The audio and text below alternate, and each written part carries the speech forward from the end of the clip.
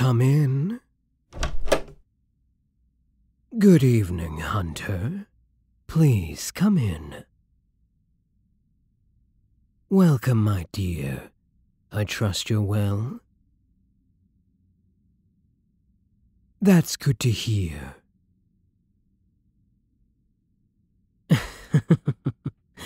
I am quite well. Thank you for asking. For someone who can fight so brutally, I must say, you have wonderful manners. I take it you received my letter?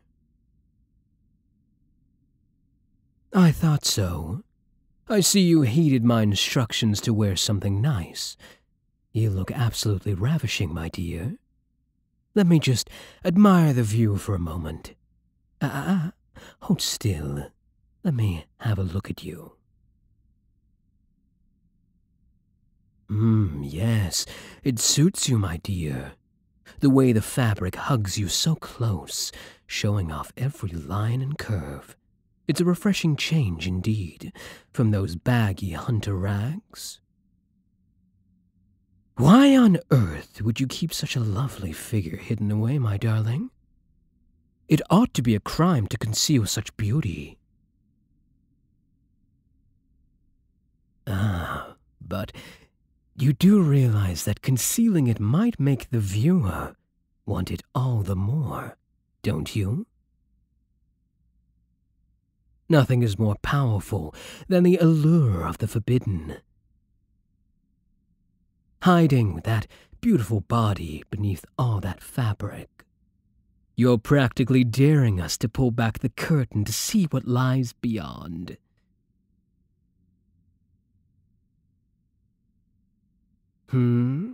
Those terms I mentioned.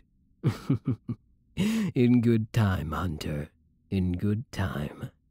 There's no need to rush, after all. We have all night, don't we?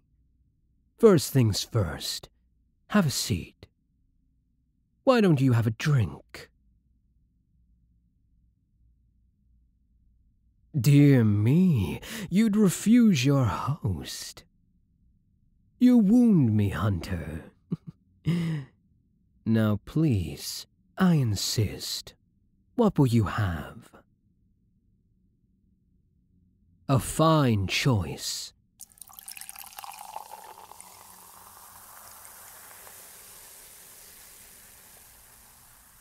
There you are, my dear. May I propose a toast to...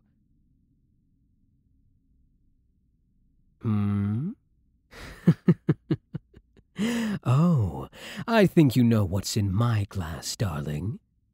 Would it make you feel better if you pretend that it's red wine? It certainly has the same pleasant burn going down. Ah, I saw that shudder. Do I repulse you, my dear? Do I make your insides curl with dread? Does the sight of me drinking send shivers dancing across that tender flesh? As you imagine where the blood came from? You needn't worry. If everything goes according to plan tonight, this glass may be the last one I will ever have to take from another unwilling donor. Now, where were we? To you, my brave hunter, and to a fruitful meeting, may we both be fully satisfied in the end. I'm very glad you came, my dear. I admit, I was a bit surprised. You've never been the one to capitulate easily. I was afraid for a moment that you'd let your stubbornness prevail. Too often you humans would rather die than submit. However, we both know your guild, or what remains of it, can't hold against my forces forever. How unfortunate for them, and that you decide to listen to reason.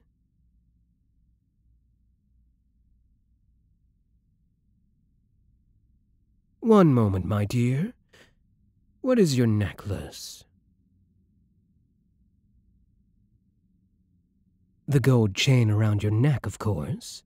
I'm assuming there's some sort of charm at the bottom, though it's hidden beneath the fabric at your breast. May I see it?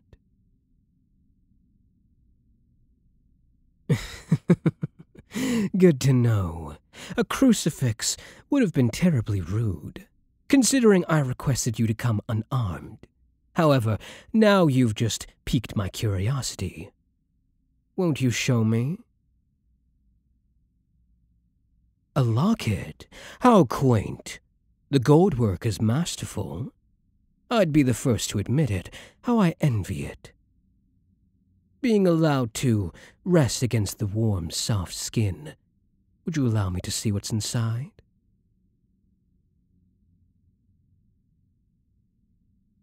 Oh, it's private, is it? My apologies. However, I must insist. Once you show me, then perhaps we can get down to business.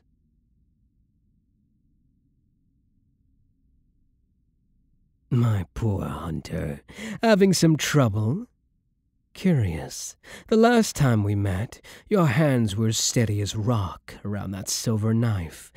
Yet now, you're trembling like a leaf. Here, allow me. I apologize, my dear. I know my hands are rather cold. Now who could that be? Clearly someone precious to you.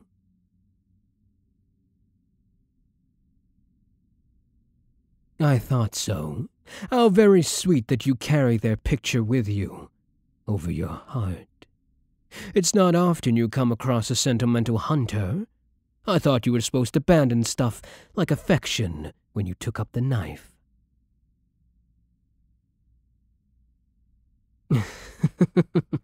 I see. Don't tell me. Let me guess. They met their end at the hands of a vampire. And that's what spurred you on your current path. How did I know? It's hardly a unique story, my dear. Still, it's a noble penance. You protect others after you failed to protect them. And now, you're here tonight, all in the hopes that somehow you'll be able to protect your precious little friends in that guild. Such a tender little thing you are. Not that I mind, after all. The more tender the meat, the finer the taste. Well, fear not, my dear. There may just be a way for you to save them. That's right. I'm proposing a little deal. For my part, I'm offering amnesty for your guild. If you agree to my terms, then I will command my forces to retreat. Your friends will be spared, assuming, of course, that they don't attempt to come after us again.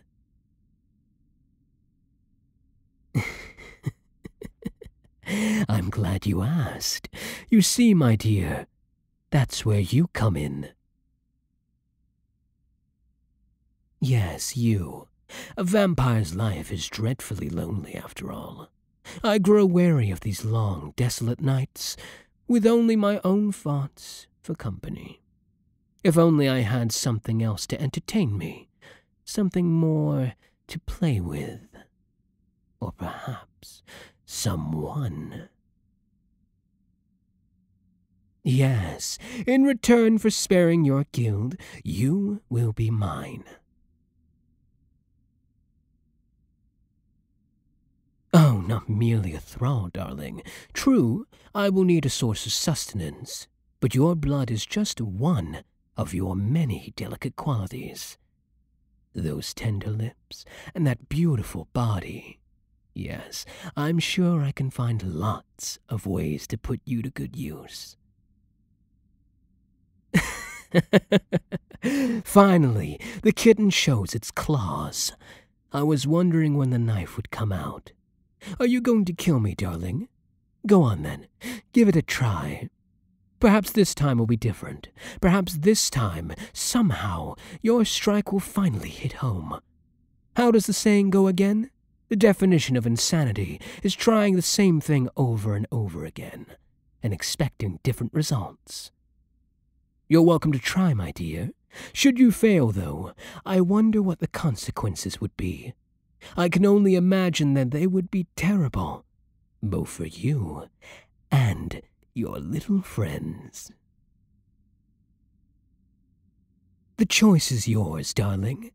However, if you refuse, how much longer can you hold against me? Don't think I'll show you any mercy either. No. On the contrary, you'll have to watch your precious friends die, one by one. You'll see the light leave their eyes, their faces stricken with fear, as I drain them dry. Then I shall simply take you by force, and you'll have to live with the burden of their deaths on your conscience. But that needn't happen, my dear. Give yourself to me willingly, and I swear on my sire, neither I nor my forces shall ever touch them again for as long as they live. Submit to me, and you won't have to lose anyone else. Do you doubt me, darling? I'd expect nothing less. Still, if there's even a chance that I'm telling the truth, surely that's better than a certain death that awaits them otherwise. Wouldn't you say? Besides, do you think I wouldn't take care of a prize like yourself? A hunter as accomplished as you, with beauty like the face of the moon. Far from it, I'll be sure to keep you in good condition, so that you may shine like the jewel that you are. Not to say that I wouldn't have a great deal of fun with you, but I like to make sure my toys last, particularly ones as lovely as you. Look at you, wide-eyed, trembling, helpless, like a fawn before a wolf. You have my terms, darling. What do you say? Choose quickly. Despite living hundreds of years, I'm not a patient man. Either way, you shall live, but only one choice will allow them to do the same. Well, my dear? Excellent. That's what I was hoping you'd say. Very well. All that remains is to seal the bargain. You'll see in just a moment. But first, put down that little toy of yours. I can't have my pet playing with sharp objects. We'd hate to spill your blood too soon, wouldn't we? Good girl. Come here. Something you'll learn about me. I don't ask twice. Come here. Now. Much better. Now, kneel. That's right, my brave little hunter. On your knees. Very good. Don't worry. You'll become familiar with that position in no time. That fear racing through your veins, no matter how hard you try to mask it, I can smell it on you. As clear as the moonless night. Now, bare your neck for me, my pet. Good girl. You're doing so well already.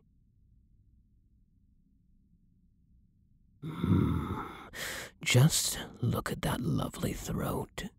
Such soft skin, so smooth and supple.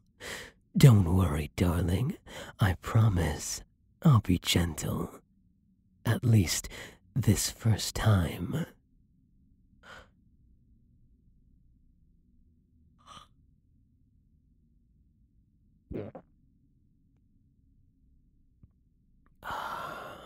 Oh, my darling, you taste delicious, just as sweet as I'd hoped. You have no idea how much I've longed for this moment.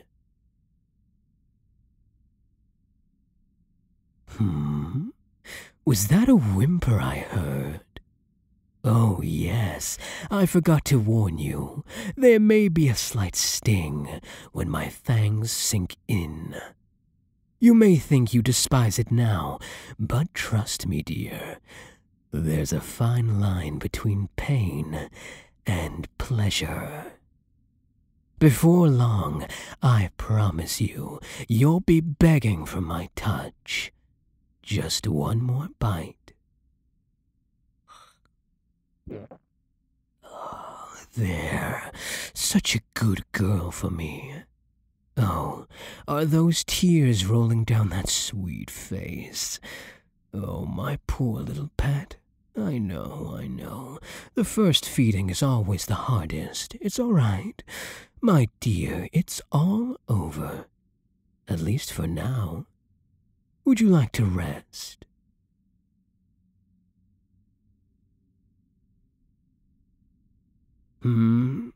I believe you meant, yes, master. Try again. Much better. Oh, my dear, how could I refuse those pleading eyes? Come, then lean back against my chair. Rest your head on my leg. That's it. Shh. There, darling. It's all right. You made the right choice. Like I said, I'll take very good care of you. Now, get some rest. You'll need your strength for what I have planned for us. Yes, sleep well, my former hunter.